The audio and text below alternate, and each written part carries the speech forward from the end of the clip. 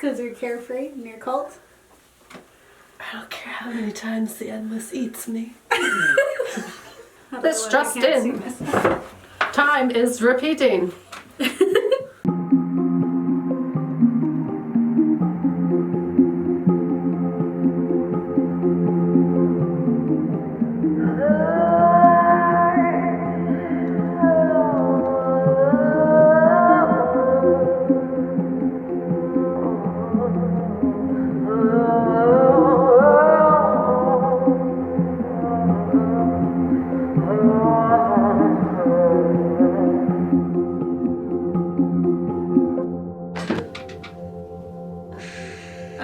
Hi, I'm Gabe. And I'm Kat. And we're the Ghouls Next Door. Getting like some pretty severe deja vu right now. Do you feel that? No, it's definitely, it's not even like the fun Matrix-y cat kind of deja vu. Yeah, it's not like a glitch. Like we've done this before? I mean, 104.5 episodes later. 7? No. Maybe? How long, 105 is what this says. how long have we lived this day? Everything in the quarantine feels kind of endless. That's pretty true. I actually don't know what day it is. Well, Tuesday. Yeah. At least we have that. It took me a second, but we're here. Yeah. At least we have that. And on this Tuesday, I think, we are talking about time loops. Where the time just keeps on looping. Just keeps on going Yeah. and going and going. I get Forever. knocked down, but I get up again. I get knocked down. I get up again. I get knocked down. Or what is the there's a TikTok with the Dua Lipa song. 180, like when she's like, I did a 180. Oh yeah, like, that just keeps going. Because I want to go outside. Yeah. Oh my god, I hate people. Oh, but I say I should be social for human connection. Oh, but there's a social virus. distancing is the thing. Yeah, so I did a 180. So that's this is another what we're TikTok in. that the ghouls can make. Yes. So we're talking about time loops and what happens loops. when time keeps on looping. Just going forever. Looping It's like into the future. a record just all the time. Skip. Like that. It's not annoying. It's fun. It's exciting. It's cool. Yeah. And we watched some really cool things, and we'll talk about like what it means for time to loop. This is not time travel. Yes, that's different. Yes. Like, in terms of how you interpret time. Mm-hmm. Yes. Yeah, time loops are different because you're on the same track. You are always going forward. There is no back. Yeah. It's just endless. And time travel is like kind of gets weird because it's like, are there different timelines? Mm-hmm. Where are you traveling to? When is Trunks time linear? went back in time to kill Cell, did he cause Goku black? These are the questions.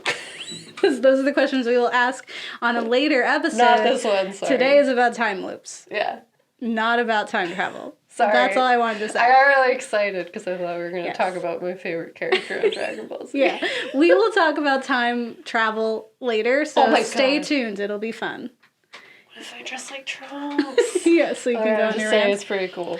And yeah, so we'll talk about that, and then yeah, we're gonna talk about some of my favorite directors. Yeah. Because they just get me. And we haven't done this before. It's this, right? Facts. Yeah, facts.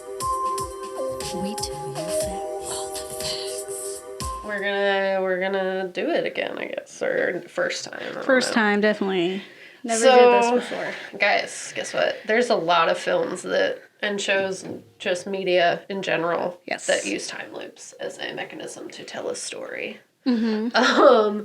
Like to the point where there is no genre to keep it in line. There's no genre bounds. It goes everywhere. It's a comedy. It's a romantic time. It's a drama. It's a thriller. It's a scary movie. it goes everywhere. It's a cartoon for kids. You know, like everything does this. Yeah. Because I've seen it a million times. Yes. And I know you've seen it a million times. And it's just always, you look up time loops and there are endless amount of films that it's like, all right, are we just making the same movie but giving it a different name? Yeah, I know I do. I'm doing it. But yeah, so it just repeats and repeats and repeats, which is kind of ironic considering the topic that we're talking about. So I watched a video made by Mr. Amazing, so you know he's got it together. He knows what he's talking about. Presumptuous. That's called Time Loops Are Impossible. So you already know the answer to our question. You know, you will come to the Ghouls and you ask us, hey, what's that thing?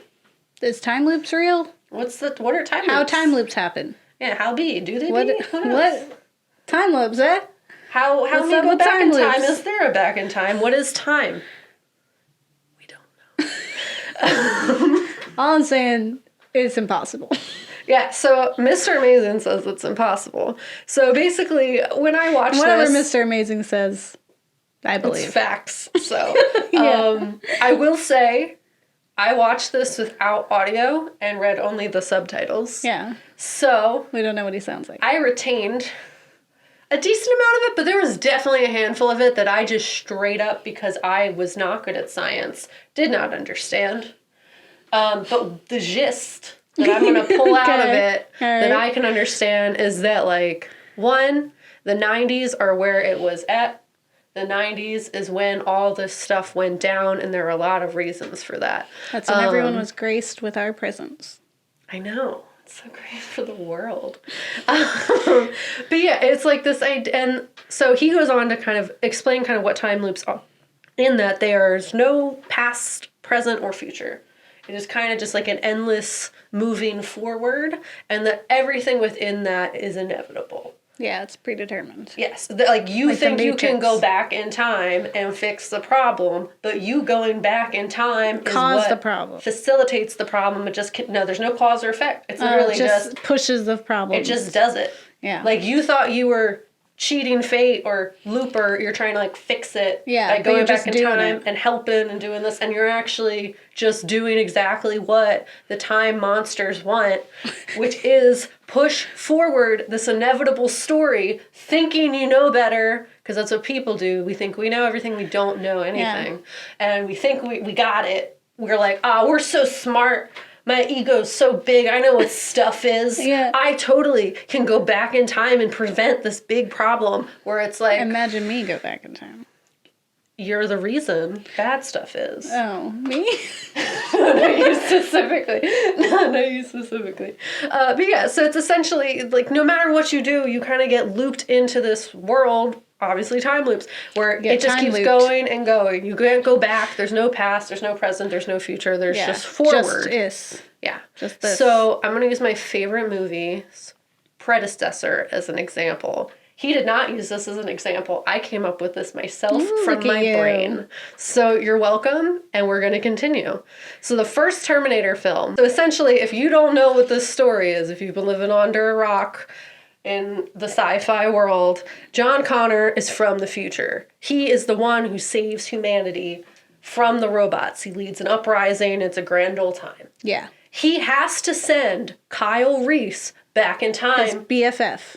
To save/sleep with his mom. He's like, my best friend needs to go bone my mom. My best friend is my dad. That's what it is. So he sends Reese back in time to save his mom, which is the action that must take place for John to be born. Yeah. So he is himself instigating the event that makes it so that he can exist. Yes. That is an inevitable. He has to do that. Yeah. He has to exist in that time, in the world that they exist in, to send that man back to become his father. Yes. For him to exist. So that's a loop. He has to do that. You cannot change that. Yeah. He sees this as a way of making sure that he exists in the future, and so that he is there to head this war against the machines. So, after that happens, Kyle has to die because he cannot exist in twice, at the same time. If John when he is born is similar to the age, like Kyle's born a little later than him, but like he has to exist within the same plane, so he has to die before John has any opportunity to meet him, to know that he's going to send his best friend home to become his dad. Yeah. Because I don't think John knows that he's going to be his dad. I think he knows his name's Kyle. It's a whole thing. So he must do that. The Terminator must go back in time to try to kill Sarah Connor so that its arm can be left behind, which is the catalyst to make human scientists figure out the technology necessary to trigger Skynet's attack, which then facilitates John's rise into the machine army power time where he fights against the machines. He cannot do that if the robot does not go back in time to lose his arm. The robot wouldn't go back in time unless he went back, he sent someone back in time so that he can exist. So if he just never existed, then the robots never existed and we wouldn't have this.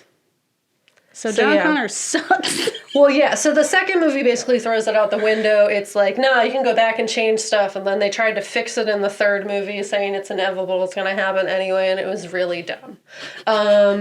But yeah, so if you're talking about, like, the first movie's logic, it's following that. Yeah. It's like, this is inevitable, we have to do this in order for the future to be like this, and it's just going to flow and flow and flow, and humans are going to die, and machines are going to rise, and it's going to be a whole situation, but it has to happen so that humanity can live on through John's leadership, I guess.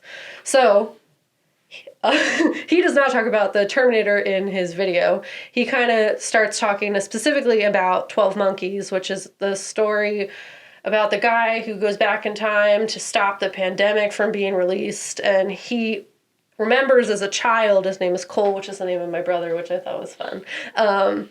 He must go back in time to basically stop the events that take place. So when he was a kid, he saw himself get shot at the airport while trying to stop the guy who had the virus in a briefcase.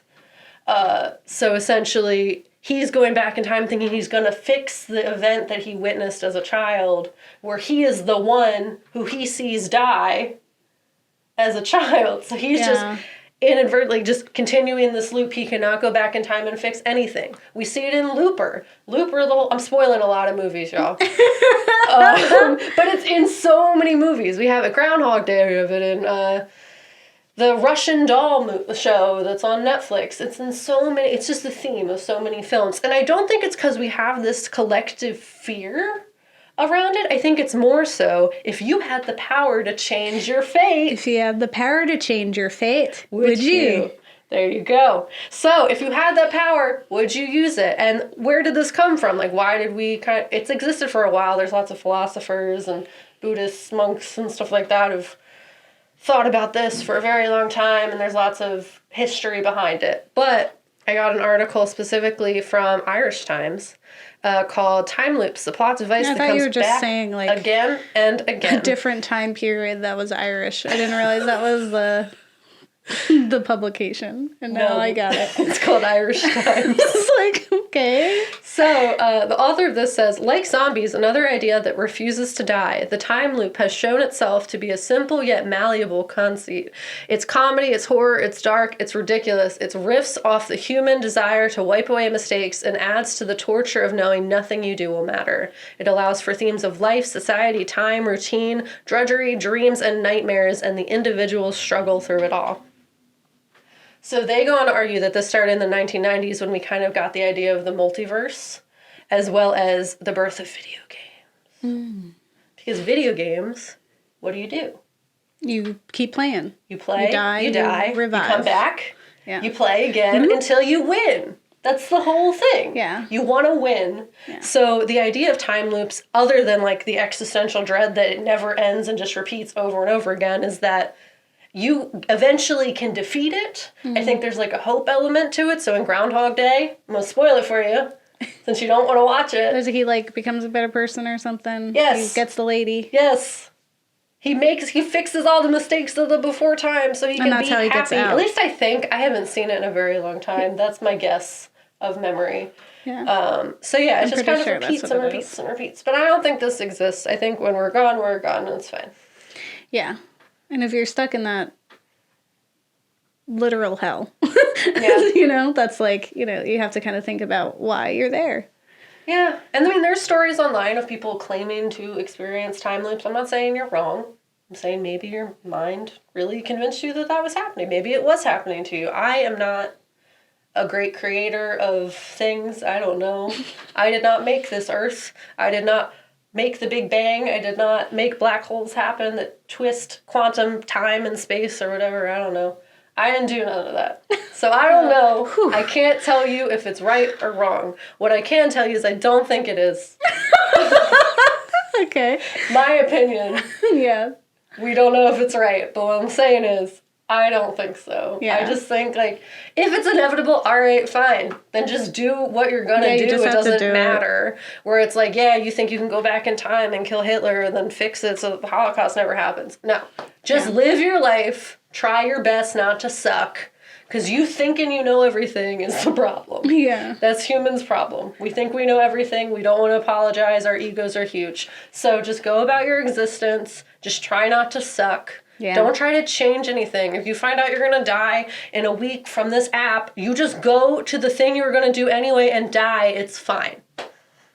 I'm looping in back a lot of concepts that we've talked about already. Yeah. Yeah. It all connects. Do you think butterfly effect would fit in time loop or time travel? I think it's time loop because the whole idea is that it goes back to fix a thing and then it ruins the future.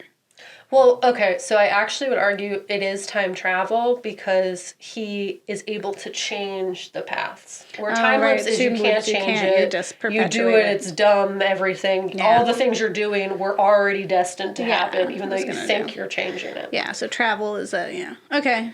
It makes different planes of time. It's how all the rips in the time-space continuum happen, or when different dimensions just like are there now.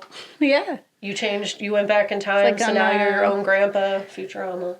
Yeah. Or there's the Avengers or whatever. Yeah. Infinity. Yo, Futurama's a time loop in that episode. They have to go back in time for them to find Zoidberg, the alien, at Area 51. Then he has to kill his grandpa to be his grandpa. It was just, that was just... It's literally the same... It's just Terminator concept, so... Well, no, he doesn't become his own dad. No, but he had to do the thing to make his dad. Gotcha. Yeah. Films. We watched some films. Now let's talk about them. So we watched a few things, actually. We broke our golden rule, which is don't watch 3 things. We watched 3. Yeah, we watched 3. But to be fair, one was really not... Like, we didn't know, like, you wouldn't know when you had watched it that it was related to this topic until you watched the sequel, which isn't really a sequel. It's just that there's, the characters are back. Yeah. Like, you find out that that's what it was, but you didn't know in the first one. So, until, the last 2 minutes, and you still kind of don't get it. You didn't know. And you don't know until the next movie, and then you're like, oh, that's what they were doing. So, those guys.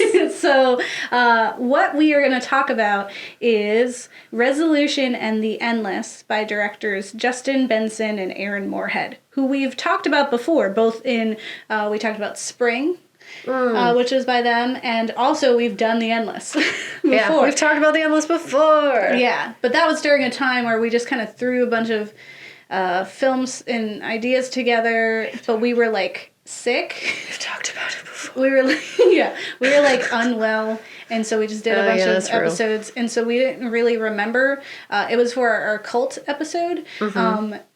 We also did a dreams episode. There's a lot that was happening. Oh, it was in that one. Yeah.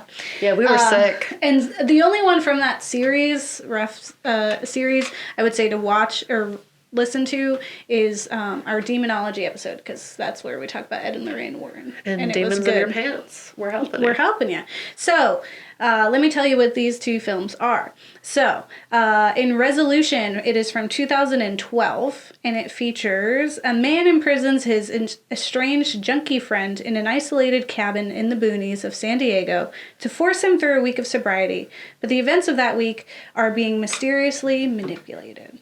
Yes. So we have these 2 characters, Chris and Mike. Yep, his name is Mike. Yeah, Chris and Mike. Chris is the one who is the junkie. He's a user.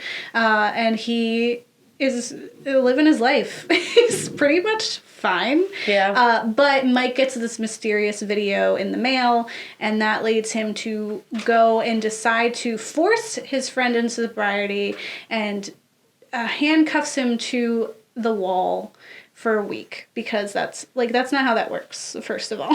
You can't force someone to do that. Yes. They will not stay that way. That's not how that works. And also, like, who are you?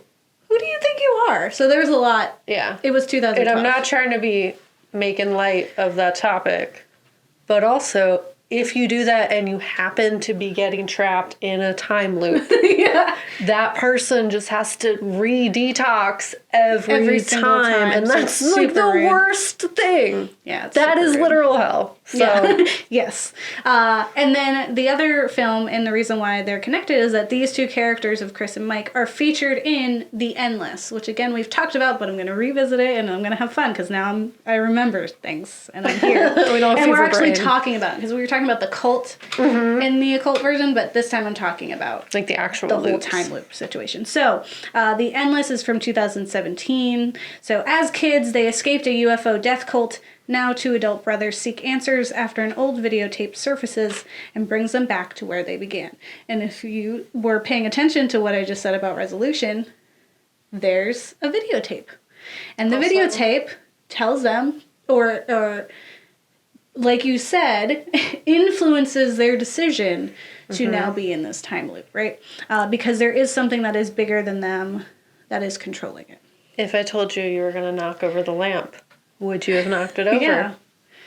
Matrix. They wouldn't have gone back if me in this yellow scarf didn't tell them to. Yes, if one of the survivors. So, what Justin and Aaron want you to think these films are about is relationships. Because that's kind of what time loops are for. Like, it gives you this time to review your life and your decisions and decide if you've been making good ones. Fix your mistakes. Fix your mistakes, right? And sometimes your mistakes are your relationships with people. So when we talk about resolution, we got two friends who over a week come to terms with the roles that they play in each other's life, to value their friendship, right? That they are there for a specific purpose, and to also value them as who they are and the roles that they play too. Like, he's a go, like, you're such a fun uncle, like, you're gonna be great for my kids. No. And then it was like, and you're so responsible, you're gonna be a great dad. And so, like, we have this culminating, like, relationship moment that happens at the very, very end. And then, of course, it's just like, because we're like, in, you know, we're met with the inevitable and the monstrous thing, more or less, at the end that makes that meaningless, right? But the whole thing is about their relationship, right? And that's kind of what they're playing with the whole time. Like, they're continuously arguing with one another. They're continuously, like, bringing up these issues and trying to build off of that. And one thing that's nice is that at the end, spoilers, he admits that he shouldn't have come there to tie his friend up, to forcibly make him fix his addiction problem. Yeah, and he admitted that it was for himself. So it's just like those, you know, when you see people on social media who record themselves feeding the homeless or helping someone in need, and it's like, if you're filming yourself, you have totally invalidated that action. It's like, one, that person doesn't deserve to be on camera in this low moment or this vulnerable moment of their life for your benefit, so that you can pat yourself on the back and get YouTube and people on the internet to think that you're a good person. You should just do that to be a good person, which is its own other argument, right? And so he comes to terms with that, where he's like, nah, I definitely came out here because of me. Like, I came out because I thought that was a good, like, if I fixed you, I am worthy Of being a good dad. of being a good person. I didn't, like, abandon you. And Yeah. And so, like, and that's the whole thing with, like, time loops, right? Is that and in these films that we're going to talk about, you are kind of confronted with, like, how do I fix the things that I did, right? And if I'm stuck living this day over, living this week over, living these 10 years over, how do I use this as a learning experience to better myself? So that's what you would get if you we're listening to what Aaron and Justin are saying. In the Endless, we have two brothers with this toxic codependent relationship where the older brother thinks that he can control their entire life and that he knows what's right because he happened to get them out of this UFO genital removing death cult, which is not the case. Right? It's neither here nor there. It's more about like his need to control and not trusting in what his brother thinks is right and not giving him the freedom to make decisions and to make failures too, like to make mistakes and learn from them. Like he can't do that if he can't do anything, right? Like it's just like what Dory says in Finding Nemo. If you never let him do anything, if you don't let anything happen to him, then nothing will ever happen to him, she said. Yeah. He was like, what? And it was like, because they have to live, you know? Yeah. So, yeah. His son, Fabio. That's exactly it. And so this younger brother has been in his brother's shadow and feeling indebted in the same way that the Mike character was trying to make Chris indebted to him. Unknowingly, like trying to be the good person, and it's, you know, more harmful than it is good. And so, you know, they only, similar to the other film, they only kind of are free or able to get out of this time loop when the older brother, I can't remember which one is which, Justin or Aaron, one of them, because it's them in it. He finally decides to just let his brother do it. He knows it's a bad idea. He does not agree with it. He thinks it's awful. He's like, yeah, we're going to die every 10 years, gruesomely every time. Yeah. But I'm going to be here with you. Yeah. I couldn't live with myself if I let you do that by yourself, right? And so that's all his brother needed to hear. And so then he was like, all right, let's go. I just wanted to know that you would give me the freedom and the space to do that. And that you would support me no matter what. And so that's super important. I will say, not the time. No. It's very bad timing. He had terrible timing to have this moment with his brother. And the reason that they don't get trapped is because they do not fall within the window. So you have to like be in there when the time loop resets. And they both times got out right before. So. Yeah. And so, luckily enough. So spoilers for this film. You know how we do. But I don't fully want to talk about just the relationships and what time loops do. What I really want to talk about, because we're talking about Justin and Aaron, is H.B. Mother effin' Lovecraft. What? Your favorite boy. My boy. It's me, your girl Gabe, and I love Lovecraft. Not as a person. Not him, his stuff. He was a bad person. Stuff. He was awful. So, but the theme. Yeah, what he does. So there's some standard themes and motifs that are in Lovecraft's writing that show through in their work. So there's like the slow descent into madness, unknown and ununderstandable like beings that control your life. Even though you don't understand that or know why or even know that that's happening. And then this idea of this average Joe person who is plagued with curiosity and, you know, the addiction of knowledge to figure out what's going on, pursues it, and ends up on this terrible path of death or worse. Yeah, and that you can't win. Yeah, you can't. That's another big thing of Lovecraft is that you are gonna die. You cannot defeat this big bad. Or you'll just can't. Yeah, you just have to go. Like, you have to run. And that's the thing is, like, are you curious or do you stay? Time loops. Yeah. There's no forward or back. There's only moving. Yes. There's no present or past. There's only forward. You know what I'm saying? And so, Justin and Aaron have, when they're interviewed, have often said that they are very influenced by Lovecraft. Nice. Like, you can tell that in their film Spring, which I loved and freaked out about. It's now one of my favorites. And this is also, like, The Endless I do really enjoy. We've watched it twice now, and I was like, both times. Fun. I was like, and so, like when we talked about The Endless before, I would say something that's like aesthetically really cool about The Endless is they do like if you watch Resolution from 2012, it really is. It's a little sloppy. It's definitely like a first film kind of thing. It like the story is kind of right out of reach, like for being understandable and like what's really happening unless you're like looking. the character, Mike is just kind of like going around, he's discovering things, and he's kind of going insane himself, and it makes you question his reliability as a narrator, which is also a Lovecraftian thing.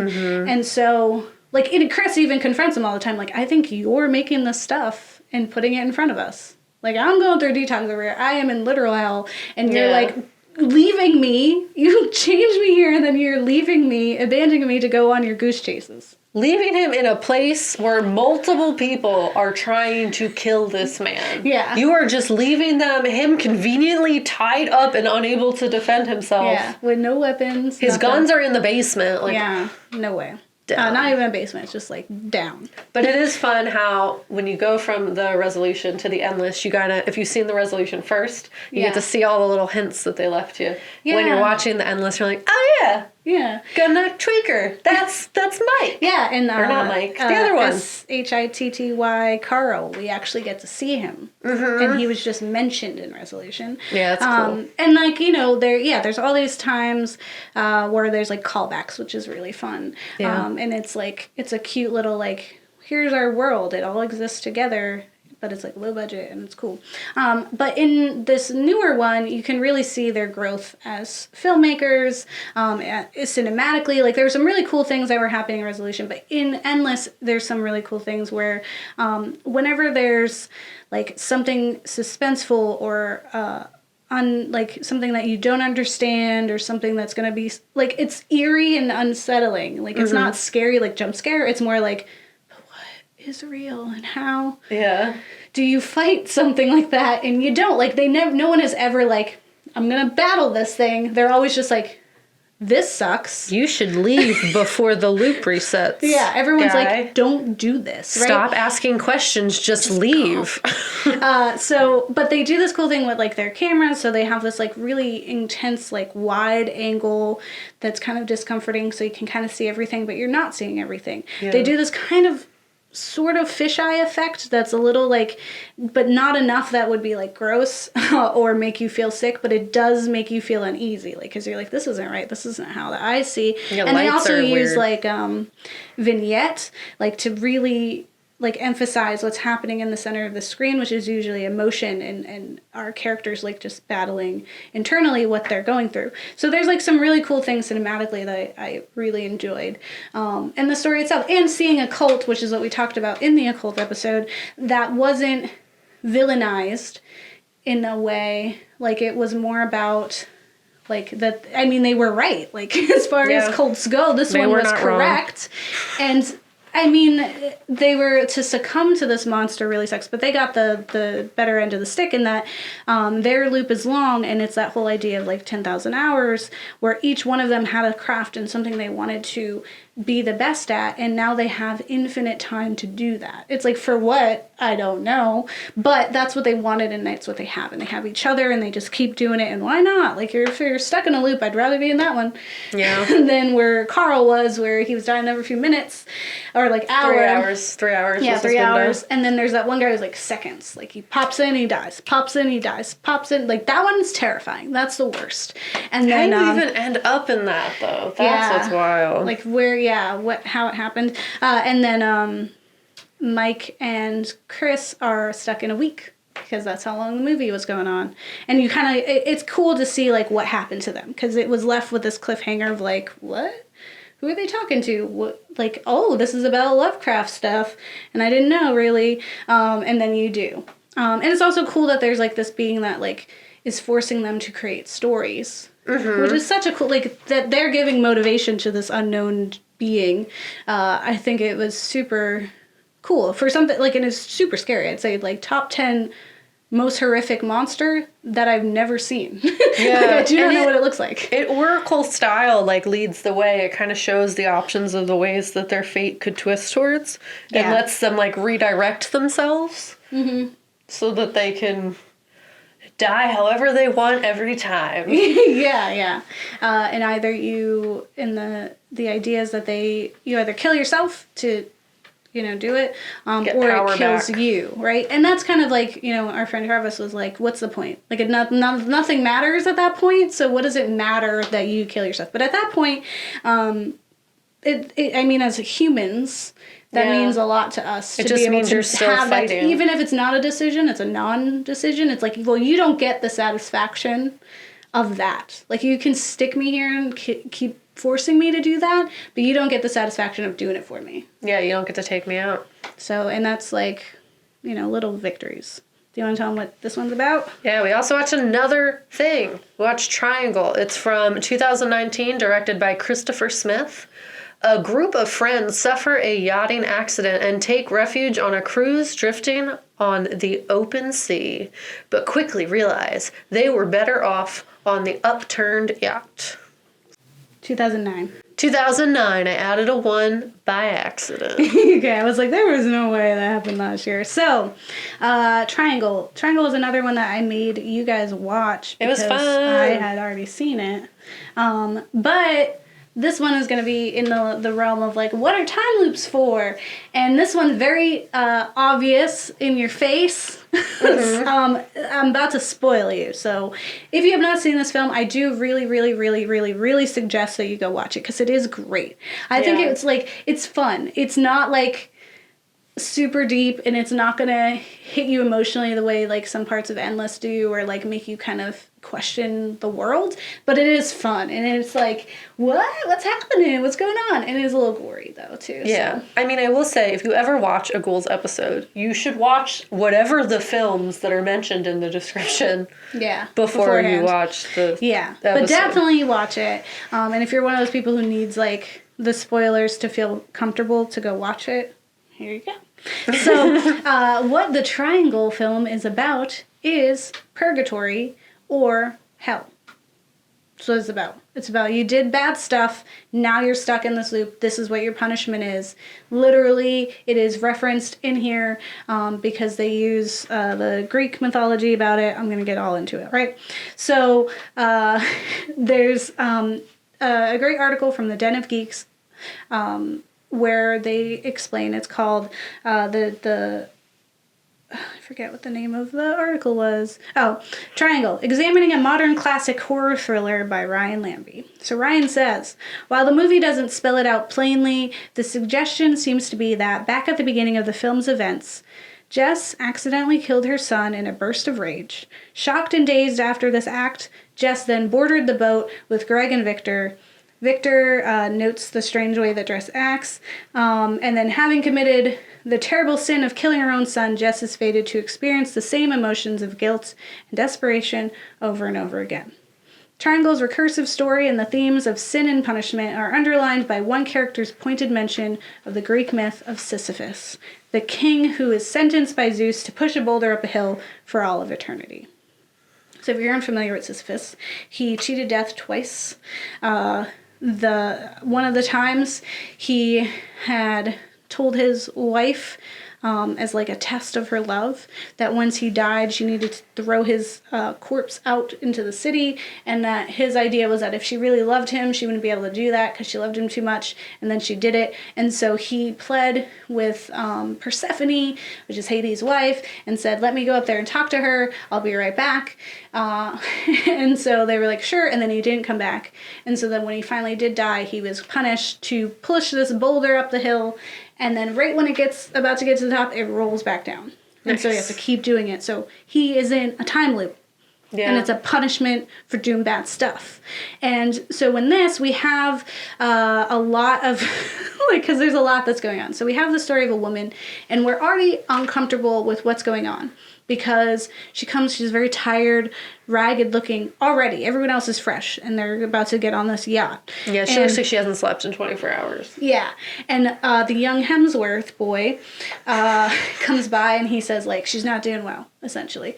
And, like, he's just kind of asking, and Hemsworth says, I asked her where her son was, like, because I thought he was coming with her, and she's at first just kind of, like, stared off into nothingness. Like, she was trying to remember, and then she said he's in school. And then he's like, well, what's up with that? And he was like, well, it's Saturday.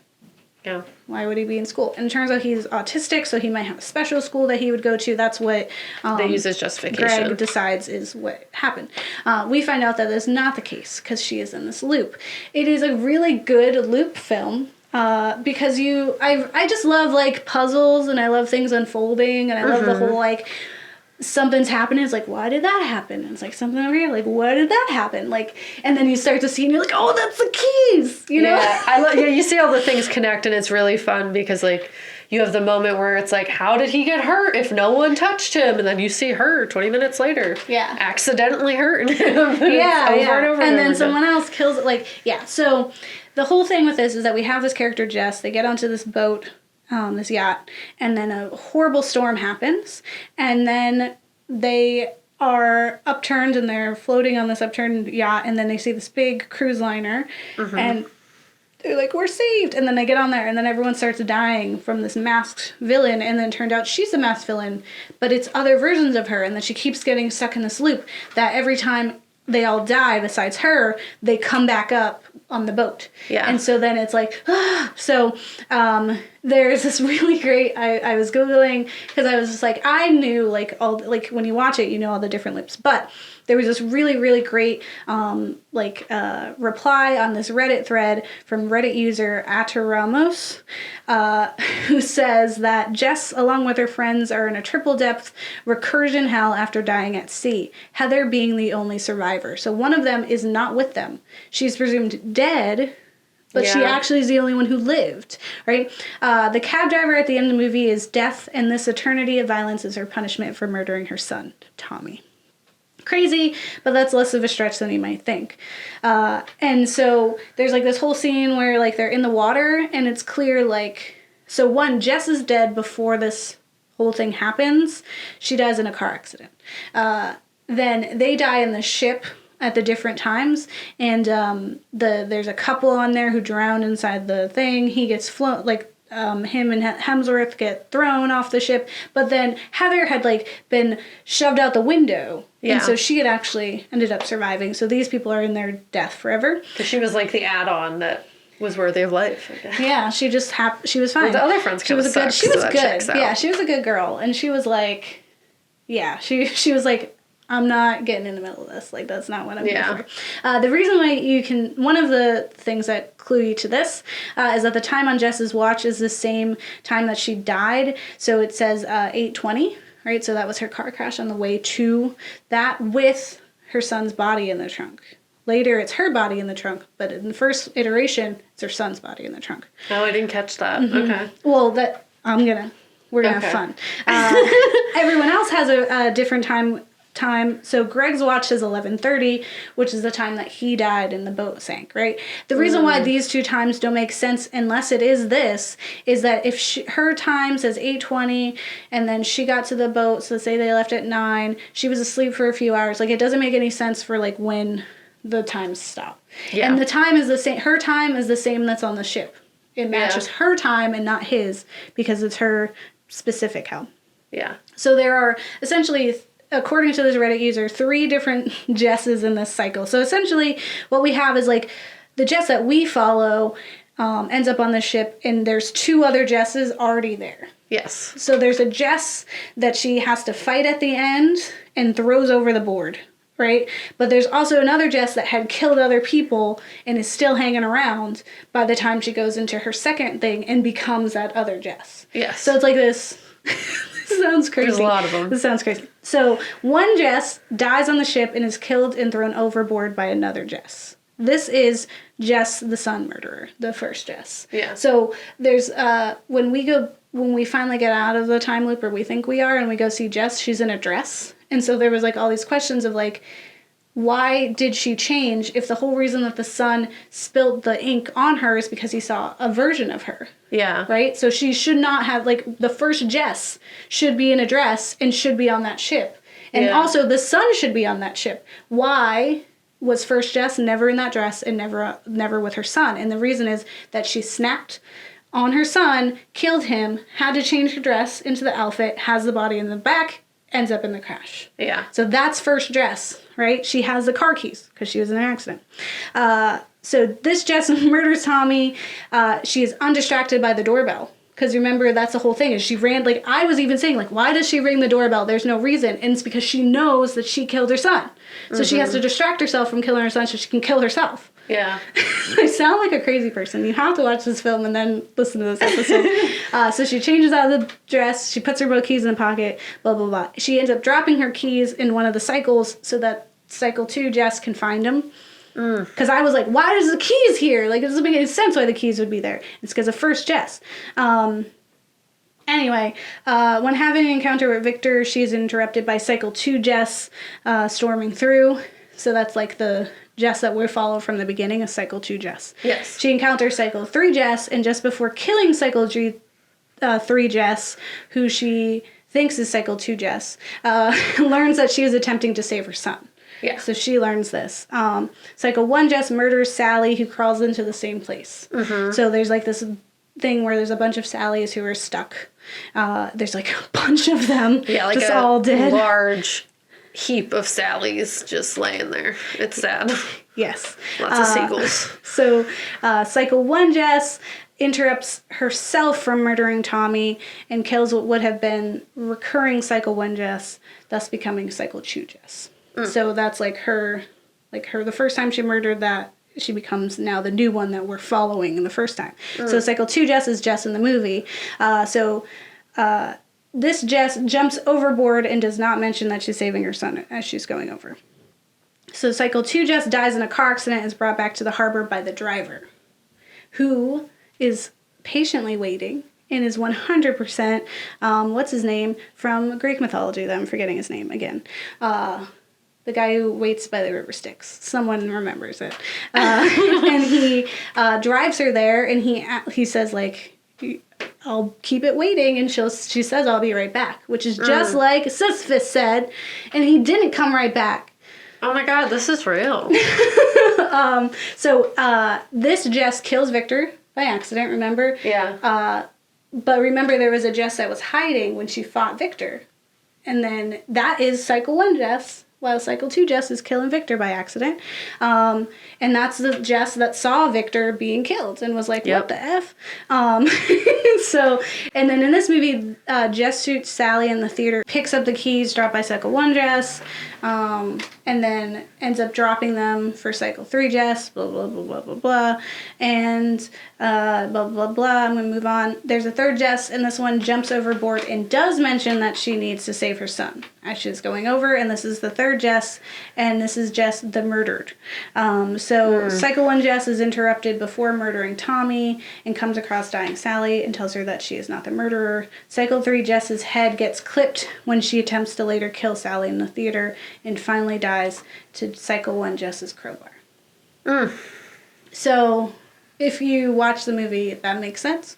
If you didn't, you're very confused. Yeah, that was from the Reddit? Yeah. Wow. Yeah, this guy did a lot of, or person, I don't know, did a lot of like connecting, which was great. I just imagined the whole like thread, like red thread trying to follow. Because like they first set up like, here are all the inconsistencies if you just go off of this.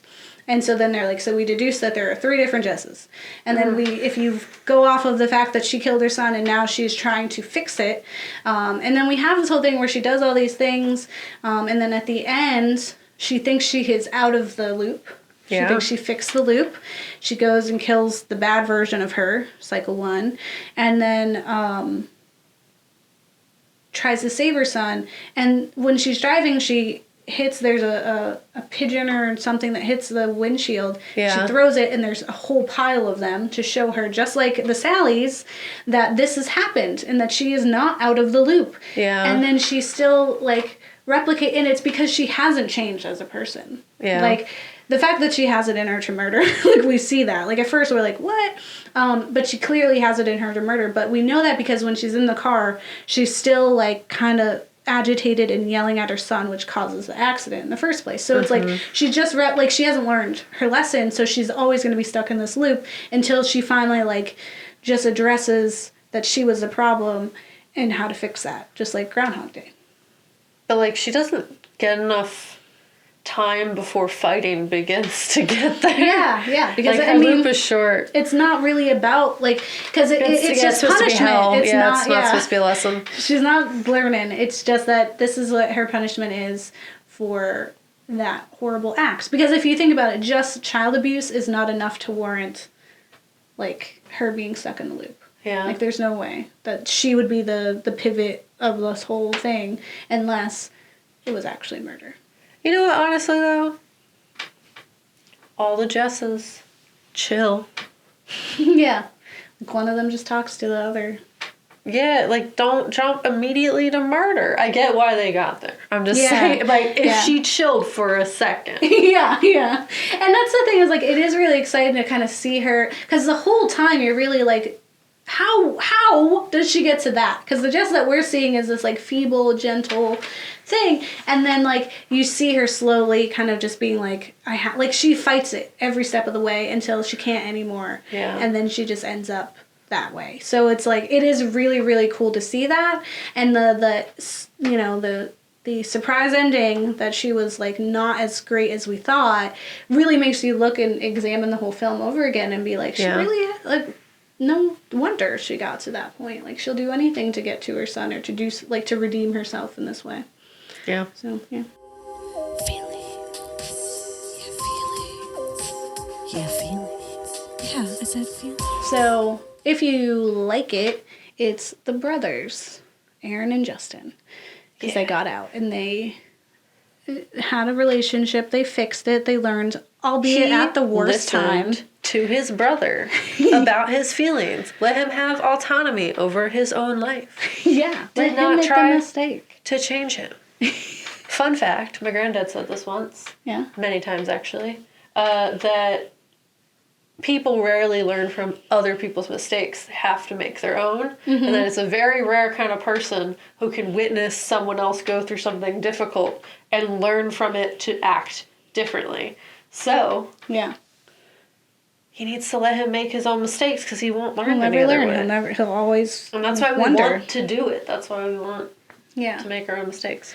Yeah, and, like, there's a, you know, a quote that I always heard growing up was, you can bring a horse to water, but you can't make him drink. And that's what I would say about resolution, right? It's like, you can bring Chris to rehab and you can bring him to that, but that's not going to make him fix it. He has to make that decision. He has to want help. Yeah, and it's, those two films are really just about, like, meeting people where they're at and trusting that they will do best for their life and allow them to make those decisions, whether or not you agree with them.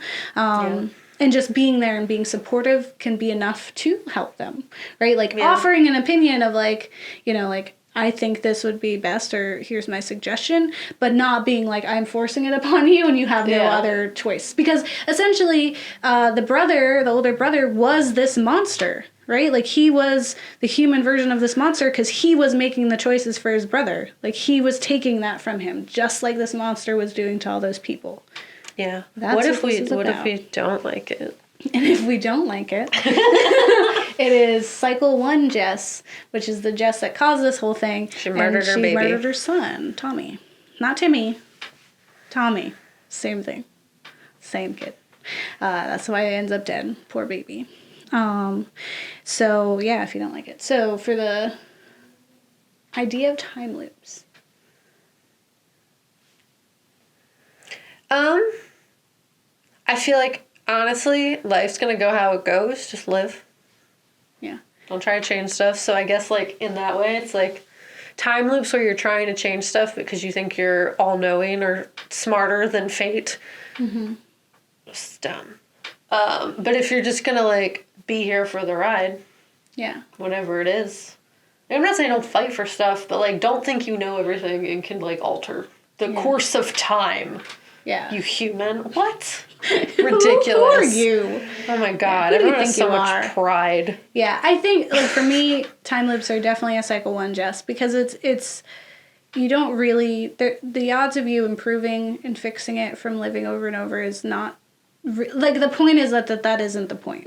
Right? Like, it isn't Groundhog Day in that way. Like, there is no way out. It is a punishment. So if you're going to be in there, you're stuck in there. You made some really bad decisions. And you just know, like, this sucks. Like, you know, Those like, are just your choices forever now, man. You're on the island and lost, or you're in a time loop. I'd rather be in the island and lost if I'm going to be in purgatory of any kind. Yeah. At least there's polar bears.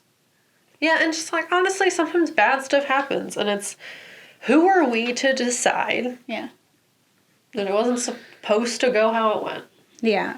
What about for the films? They were great. Yeah. So, The Brothers. Yeah, I agree. I liked all of them. I was pleasantly surprised by Triangle. Not that I didn't trust you. I feel like you said it wasn't going to be good. I said it was like, it. yeah, I was like, it's a time. Like, yeah. And then I took that as meaning it would be bad, but I was like, whoa, this movie's crazy. Yeah. Yeah, it was good. I liked all the films. I thought they were really fun. Yeah. You did too? Yeah, I think like once because at first I was like, I remember I watched this and I remember it being kind of like kind of silly and campy and like murder mystery. Yeah. But then as we were watching, I was like, oh, I remember now. This is the one that made me like, what? What are we doing? What is life? No, can't do it. I'm comfortable laughing. Oh, yeah. So yeah, this was fun. This series is super fun because remember, this is the Mind What? Yeah. Series. Just confused, how it is. Yeah. What is up? We've done it. So. Yeah. This is our one time. That's it. We're all done doing this episode. 105 episodes. Yeah. We're gonna get to 106. We're gonna get there. Yeah. Don't get married. They'll eat your kids. Or you end up murdering them and stuck in a time loop. Hi, I'm Gabe. And I'm Kat. And we're the Ghouls Next Door. Getting like some pretty severe deja vu right now.